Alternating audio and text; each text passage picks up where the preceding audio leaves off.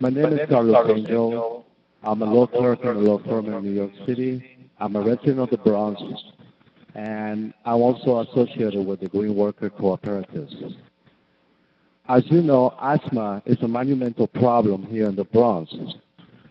I want to know, how can local residents put pressure on local politicians from the local level to City Hall all the way to Albany to end environmental racism? And while we're in the subject, I would like you to explain to our young audience what environmental racism means. Thank you, sir. Well, thank you very much. Environmental racism is another label for environmental injustice. And the concept that I was talking about a little bit earlier is directly related to this.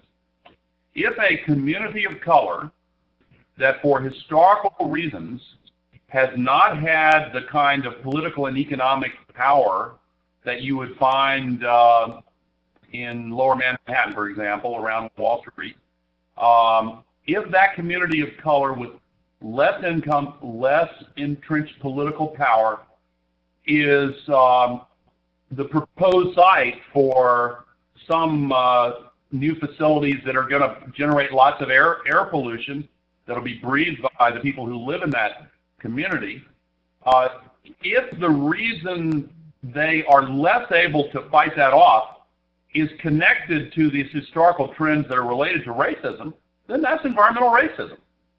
And it's not an accident at all that the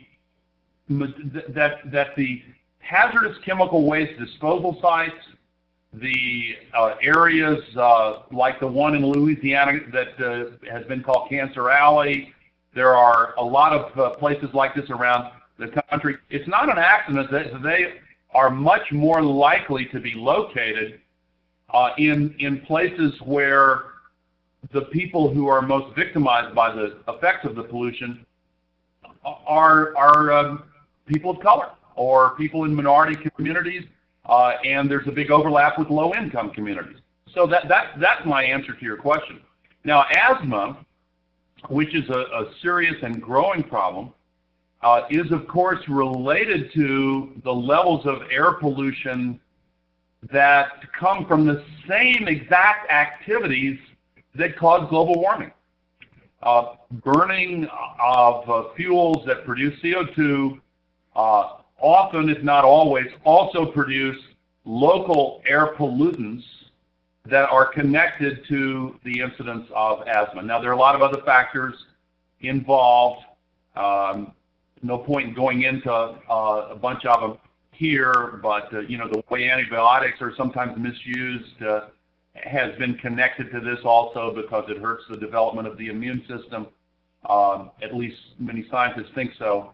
But removing the pollution from the air is the best thing that we can do to help those who are suffering from asthma and to prevent the spreading of asthma to more victims.